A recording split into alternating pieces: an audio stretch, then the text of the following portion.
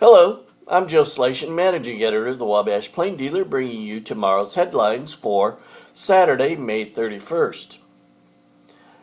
Education reporter Eric Seaman leads off our newspaper tomorrow with a story on the summer food programs which will be coming up here in Wabash County. One program, which is primarily in the Wabash City and Metropolitan School District areas, will begin on Monday, while the other, which is primarily in the Manchester Community School District, will kick off on June 10th.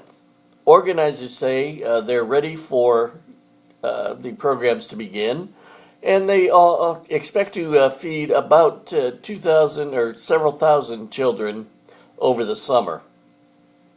In another story, we borrowed a story from our sister paper, the Peru Tribune, which looks at the camping situation here in Wabash County, in particular the Mississinawa Reservoir. Now that the unofficial start of summer is, which as you know is Memorial Day weekend, has passed. Officials at Mississinawa say that the camping situation has been rather busy since the holiday weekend. You can find more in a story by reporter Eric Stoff. In another story, we take a look at some of the comments that some of our local federal lawmakers have made following the resignation of VA Secretary Eric Shinseki. U.S. Representative Jackie Walorski and U.S. Senator Joe Donnelly each made comments about the resignation, and you can find those in the story in the newspaper on Saturday. The American Legion Auxiliary here in Wabash is in the midst of its annual Poppy Day event, in which it seeks donations for poppies handmade by disabled veterans at the local VA hospital in Marion.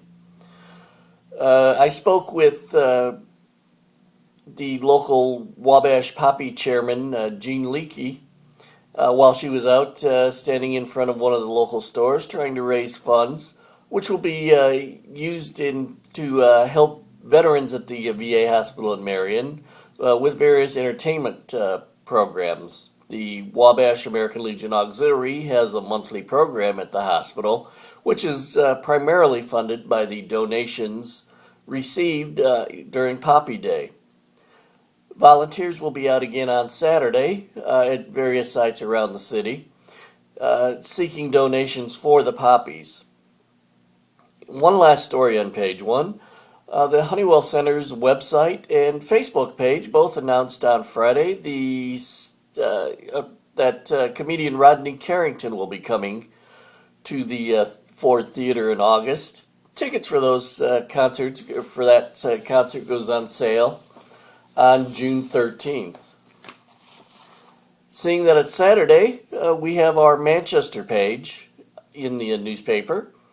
And we have some news from Manchester University. They have announced a new Vice President and Dean of Academic Services. Dr. Jeffrey Breeze will begin later this summer, replacing Dr. Glenn Scharfman, who resigned earlier this year and will be wrapping up his time at Manchester University in July. You can find out more about Dr. Breeze in the Plain Dealer on Saturday, as well as information on the North Manchester Garden Walk, which is coming up later this month. In sports, we bring a recap of the Wabash boys and Southwood boys track and field results from the Marion Regional. Unfortunately, none of our local runners made it out of there and headed down to state. We also recap the South Bend St. Joe track regional, which saw Northfield and Manchester boys competing there. And again, no one advanced to the state, but several finished in the top 10 in their various competitions. You can find out more on those and other stories in the Wabash Plain Dealer on Saturday, May 31st. You can also find some of these stories online at our webpage, www.wabashplaindealer.com. as well as on our social media pages such as Facebook and Twitter. Until next time, I'm Joe Slashin, thanking you for watching, and have an enjoyable, safe weekend.